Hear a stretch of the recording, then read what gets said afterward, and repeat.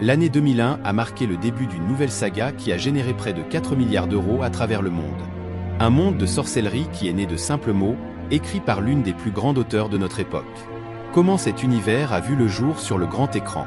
Quels sont les changements apportés à cette adaptation? Comment les fans ont-ils réagi à cela? Préparez vos baguettes, car nous allons maintenant pénétrer dans l'univers ensorcelant d'Harry Potter. Nous sommes en 1994. À l'âge de 29 ans, la vie de Joanne Rowling semble être un échec total. Elle est divorcée après un mariage bref, sans emploi, et doit élever seule sa fille en bas âge, tout en essayant de la protéger de son ex-mari. Joanne traverse une période extrêmement sombre, marquée par une dépression clinique sévère. Elle est apathique, envisage parfois le suicide, et peine à voir une issue à sa situation. Parmi les nombreux facteurs ayant contribué à cette descente aux enfers, le décès de sa mère, Anne Rowling.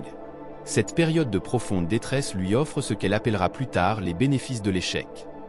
Malgré les difficultés, sa situation devient plus simple. Les faux-semblants disparaissent, révélant ses véritables amis.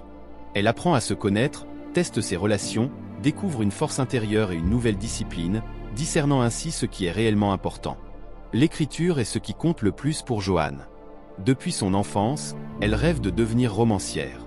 Et depuis quelques années, elle travaille sur un projet qui lui tient à cœur, un roman. L'idée lui est venue 4 ans plus tôt, alors qu'elle se trouvait dans un train en direction de Londres. Sans matériel pour écrire, elle passe les 4 heures de retard du train à élaborer une histoire et imaginer un jeune orphelin, nommé Harry Potter. Exaltée par sa rencontre avec ce merveilleux personnage, elle sait que si elle parvient à lui donner vie, le résultat sera exceptionnel. Elle ne pense pas seulement à un livre, mais à une série entière. En 1994, l'idée d'Harry Potter ne l'a pas quittée et le manuscrit a pris de l'ampleur. Cependant, par manque de temps, elle ne l'a pas terminé. Achever ce roman devient alors sa priorité. Elle doit impérativement finir son livre avant de reprendre un emploi, car elle sait que cela lui laissera peu de temps pour écrire. Dans un ultime effort, elle écrit frénétiquement dès que sa fille s'endort, souvent dans un café proche. Au fil des mois, grâce à un soutien médical, elle émerge de la dépression et reconstruit sa vie. Elle retrouve confiance en ses capacités en travaillant d'arrache-pied sur son roman. Elle tape à la machine ce qu'elle a écrit à la main, chapitre après chapitre. Finalement, elle achève le premier tome de Harry Potter. Joanne est fière de son travail et sait qu'elle a écrit quelque chose de spécial. Elle est convaincue que si le livre est publié, il connaîtra le succès. Elle a également planifié les 6 volumes suivants. Malgré cette assurance, elle affronte les difficultés habituelles des écrivains débutants pour être publiée. Après un an de recherche, en 1996, elle trouve enfin un éditeur en la personne de Barry Cunningham, directeur de la section livres pour enfants de Bloomsbury Publishing. Joanne est euphorique à l'idée de réaliser son rêve et de voir son livre dans les librairies. On lui conseille néanmoins de garder son emploi d'enseignante, car les livres pour enfants ne rapportent généralement pas assez pour en vivre. C'est sous les initiales J.K. Rowling que Harry Potter et la pierre philosophale est publié en juin 1997. L'éditeur estime que Harry Potter sonne comme une histoire pour garçons et préfère que l'auteur semble être un homme. Joanne accepte ce compromis, heureuse d'être publiée. Pour promouvoir J.K. Rowling, elle bénéficie d'abord du soutien local d'Édimbourg, suivi des journaux nationaux. Tout le monde reconnaît le pouvoir captivant d'Harry Potter sur les enfants. Le tournant vient lorsqu'elle remporte le Nestlé Smarties Book Prize, jugé par de jeunes lecteurs à travers le pays, ce qui confère au livre une grande visibilité. En peu de temps, Harry Potter devient un succès, avec 30 000 exemplaires vendus en un an et de nombreux autres prix. L'éditeur américain Scholastic Corporation comprend le potentiel et acquiert les droits du livre pour une somme record dans le domaine de la littérature jeunesse, soit 105 000 $. Dès ses débuts aux États-Unis, Harry Potter remporte de nombreux prix et se hisse dans la liste des best-sellers du New York Times, un exploit pour un livre pour enfants. Harry Potter a touché le monde entier. Traduit en 79 langues et dialectes, ce succès ne pouvait être prévu. J.K. Rowling elle-même le confirme, le succès d'Harry Potter n'est pas dû à la chance. Le livre a convaincu les lecteurs avant même que le phénomène ne prenne. La seule chance de J.K. Rowling a été d'avoir cette révélation presque divine dans un train, une idée surgit de nulle part, comme par magie. Avec le temps, l'enthousiasme ne faiblit pas. Chaque nouveau tome enchante les lecteurs, propulsant Rowling au rang des grands écrivains. Elle n'avait pas l'ambition de devenir célèbre, son plus grand souhait était simplement d'être publiée. Elle vit cette ascension avec surprise, ne s'attendant pas à un tel succès. Les droits des 4 premiers livres de Harry Potter ont été achetés par Warner Bros pour 1 million de livres sterling. Le tournage de la série Harry Potter a commencé en septembre 2000 au studio Livesden. Et s'est terminé en décembre 2010 avec la post-production du dernier film se poursuivant jusqu'à l'été 2011. David Heyman a produit tous les films via Edefilm, avec David Baron rejoignant comme producteur exécutif à partir du deuxième film, et producteur des 4 derniers. Chris Columbus a été producteur exécutif des 2 premiers films et producteur du 3e. J.K. Rowling, après avoir refusé de produire La Coupe de Feu, a accepté pour Les Reliques de la Mort. Warner Bros. A divisé le dernier roman en 2 films, tournés du début 2009 à la fin 2010. Heyman a expliqué que les cinéastes voulaient que les films mûrissent avec leur audience, abordant des thèmes de plus en plus sombres. Chris Columbus a réalisé les 2 premiers films Harry Potter, puis a cédé sa place à Alfonso Cuarón pour le 3e film. Cuarón, initialement réticent, a accepté après avoir lu les livres. Mike Newell a dirigé le 4e film, mais a refusé de réaliser le 5e, qui a été confié à David Yates. Yates a également dirigé les 3 derniers films, devenant le seul réalisateur à gérer plus d'un film depuis Columbus. Chaque réalisateur a apporté son propre style. Columbus voyait les premiers films comme des contes de fées, Cuarón a désaturé les couleurs et élargi les paysages, Newell a traité le 4e film comme un thriller paranoïaque, et Yates a introduit un sentiment de danger et de caractère. Les réalisateurs ont collaboré étroitement, chaque nouvel arrivant bénéficiant des conseils de ses prédécesseurs. Daniel Radcliffe a noté que Yates avait intégré les qualités de ses prédécesseurs avec son propre style réaliste. Steve Kloves a écrit les scénarios de tous les films Harry Potter sauf le 5e, qui a été confié à Michael Goldenberg. Kloves a travaillé étroitement avec J.K. Rowling, qui lui a donné une grande liberté tout en veillant à ce que l'esprit des livres soit respecté. Rowling a soutenu les producteurs et approuvé les scripts, qui étaient discutés par le réalisateur et les producteurs.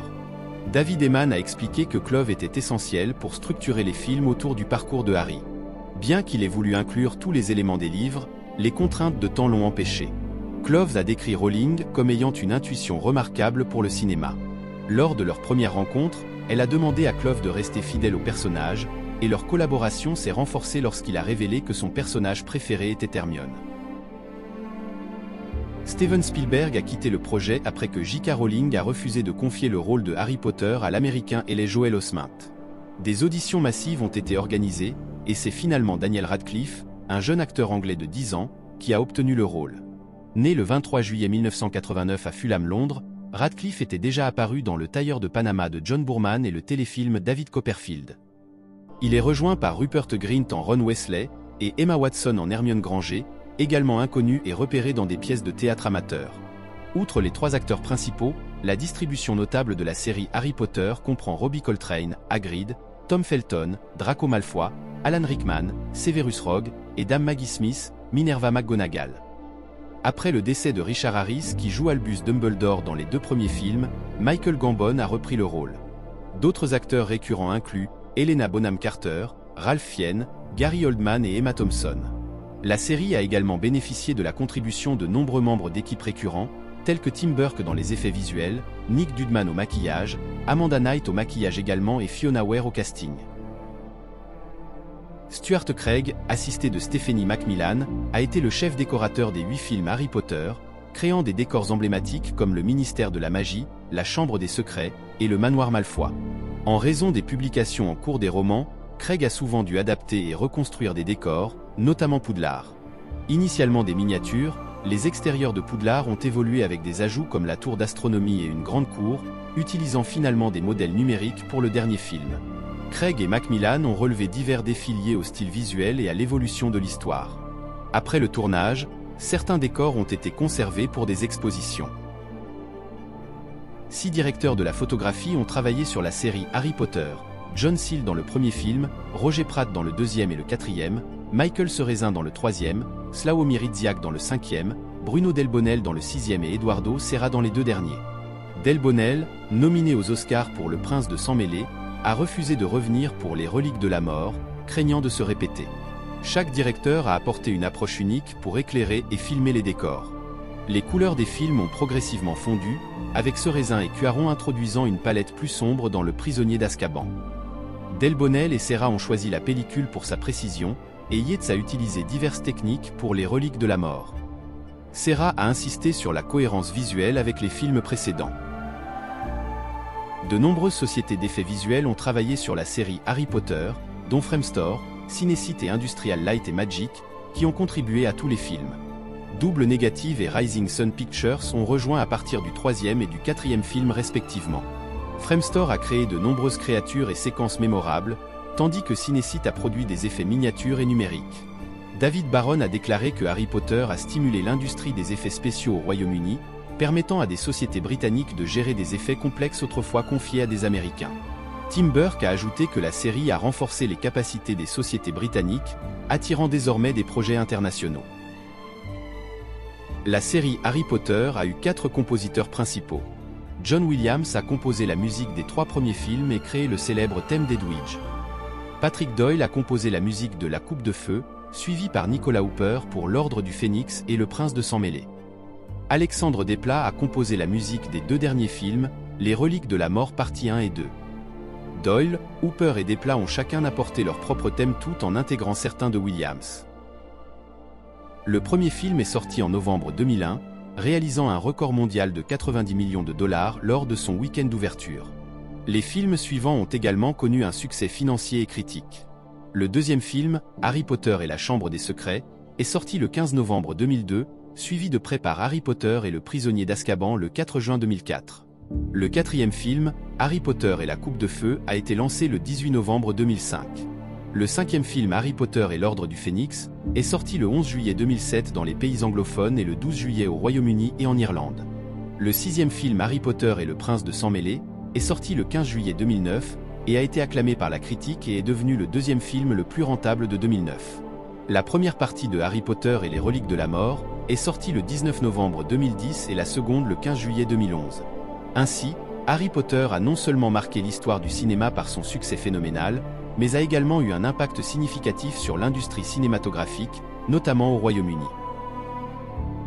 De l'acquisition des droits par Warner Bros. À la collaboration entre réalisateurs, compositeurs et équipes techniques, chaque étape a contribué à faire de cette saga un pilier incontournable de la culture populaire moderne. Les réalisateurs ont réussi à capturer l'essence de l'univers magique de Harry Potter en recréant avec soin des lieux emblématiques tels que Poudlard, le chemin de traverse et la forêt interdite. Les effets spéciaux et les décors ont contribué à donner vie à des créatures fantastiques telles que les hippogriffes, les détraqueurs et les dragons, créant ainsi une expérience visuelle immersive pour les spectateurs. Malgré ça, les différences entre les livres et les films sont nombreuses dans le vaste univers de Harry Potter, touchant à divers aspects des récits. Voici quelques-unes réparties sur différentes catégories. Dans les livres, l'école de Poudlard grouille de personnages secondaires aussi attachants qu'excentriques, dont plusieurs n'ont pas eu la chance de briller à l'écran. Par exemple, Peeves le poltergeist, ce fauteur de troubles insaisissable et espiègle, hante les couloirs de Poudlard avec une malice déconcertante dans les romans. Pourtant, il est totalement absent des films, privant ainsi les spectateurs de ses facéties et de son rôle de trouble-fête récurrent. De même, Winky l'elfe de maison, introduite dans La Coupe de Feu, apporte une profondeur à l'univers des elfes de maison avec ses loyautés conflictuelles et ses moments d'émotion brute, mais elle est étrangement absente de l'adaptation cinématographique. Les romans de J.K. Rowling sont riches en intrigues secondaires qui tissent un réseau complexe d'histoires autour de la trame principale. Hermione Granger, fervente défenseur des droits des elfes de maison, fonde la société d'aide à la libération des elfes de maison SALE dans La Coupe de Feu. Cette sous-intrigue offre un regard sur son caractère passionné et sur les injustices cachées dans le monde magique, mais elle a été omise dans les films. De même, la romance entre Fleur Delacour et Bill Weasley se développe doucement dans les pages des livres, culminant en un mariage touchant dans Les Reliques de la Mort. Cependant, cette relation est à peine évoquée dans les films avant leur mariage. Certaines scènes marquantes et événements clés des livres sont abrégés ou modifiés pour s'adapter au format cinématographique. Prenons les tâches du tournoi des 3 sorciers dans La Coupe de Feu. Dans le livre, chaque tâche est un test complexe et minutieux qui demande une préparation intense de la part de Harry et de ses amis. Le film en revanche, simplifie ces épreuves, les rendant plus directes et visuellement spectaculaires, mais au prix de la profondeur et de la tension ressentie dans le livre. De même, la bataille de Poudlard dans Les Reliques de la Mort est une confrontation épique, riche en détails et en personnages dans le livre. Cette scène est simplifiée et condensée dans le film, perdant ainsi de nombreux éléments narratifs et émotionnels. Les décors et lieux emblématiques des livres ne sont pas toujours fidèlement reproduits à l'écran. Par exemple, les cuisines de Poudlard, où les elfes de maison s'affairent pour préparer les somptueux festins de l'école, sont minutieusement décrites dans les romans. Pourtant, ces cuisines ne sont jamais montrées dans les films. Un autre lieu important, la maison des Gaunt, qui joue un rôle crucial dans l'histoire de Voldemort dans Le Prince de Sang Mêlé, est également absent des adaptations cinématographiques. Les objets magiques, souvent essentiels à l'intrigue, sont parfois traités différemment dans les films. Le retourneur de temps d'Hermione, utilisé de manière extensive pour lui permettre de suivre plusieurs cours à la fois dans Le Prisonnier d'Azkaban, est détaillé avec précision dans le livre. Dans le film, son utilisation est beaucoup moins explorée. De même, le miroir à double sens de Sirius Black, qui permet à Harry de communiquer avec lui, joue un rôle crucial dans les reliques de la mort. Cependant, ce miroir n'est introduit que tardivement dans les films, rendant son apparition soudaine et quelque peu confuse pour les spectateurs. Les thèmes et arcs narratifs développés dans les livres peuvent être simplifiés ou altérés dans les films. Les elfes de maison, et en particulier créatures, ont une présence significative dans l'Ordre du Phénix, influençant la découverte du médaillon de Serpentard. Leur rôle est réduit dans les films, diminuant l'impact de cette sous-intrigue. Les souvenirs de Rogue, révélés dans les Reliques de la Mort, offrent une profonde rédemption et une compréhension de ses motivations. Les films, en présentant ces souvenirs de manière plus succincte, atténuent l'impact émotionnel de cette révélation. Les personnages peuvent avoir des arcs de développement plus riches dans les livres que dans les films. Neville Londubat par exemple, évolue de l'élève maladroit à un héros déterminé et courageux dans les romans, particulièrement lors de la bataille de Poudlard. Dans les films, bien que son courage soit montré, son évolution est moins approfondie. De même, Déginy Weasley passe d'une jeune fille timide à une sorcière puissante et indépendante dans les livres, jouant un rôle clé dans la résistance contre Voldemort. Son développement est moins détaillé dans les films, et elle a moins de temps à l'écran. Ces différences montrent comment les films et les livres de Harry Potter offrent des expériences distinctes, chacune avec ses propres forces et faiblesses, contribuant ainsi à l'immense richesse de l'univers créé par J.K. Rowling. Dans Harry Potter à l'école des sorciers, Harry découvre un miroir montrant le désir le plus profond de son cœur, et lorsque Dumbledore le rejoint, il prétend y voir simplement des chaussettes, gardant son véritable désir secret. En revanche, dans Les Crimes de Grindelwald, un jeune Dumbledore se regarde dans le même miroir et nous révèle une facette plus vulnérable et humaine. Son lien émotionnel complexe avec Gellert Grindelwald, son amour perdu. Ces deux scènes, bien que séparées par des décennies, enrichissent le personnage de Dumbledore, passant de la sagesse mystérieuse à une profondeur émotionnelle troublante, et montrent comment un seul objet magique peut révéler des vérités cachées et puissantes sur les désirs humains. En conclusion, l'adaptation cinématographique de la saga Harry Potter a été un phénomène culturel majeur qui a captivé des millions de spectateurs à travers le monde. Cependant, au-delà de son succès commercial et de son impact sur la culture populaire, il reste pertinent de se demander dans quelle mesure les films parviennent-ils à saisir pleinement la richesse et la complexité de l'univers magique créé par J.K. Rowling. Cette question suscite un débat continu parmi les fans et les critiques, soulignant l'importance de considérer les adaptations comme des œuvres autonomes tout en appréciant leur lien avec les livres sources. En fin de compte, que l'on soit un fervent admirateur des livres ou un passionné des films, l'histoire de Harry Potter nous donne une morale en continuant de nous enseigner la valeur de l'amitié, du courage et de la lutte contre les forces du mal, rappelant à chacun que peu importe d'où l'on vient, la magie réside en nous. Merci à vous, et à la prochaine.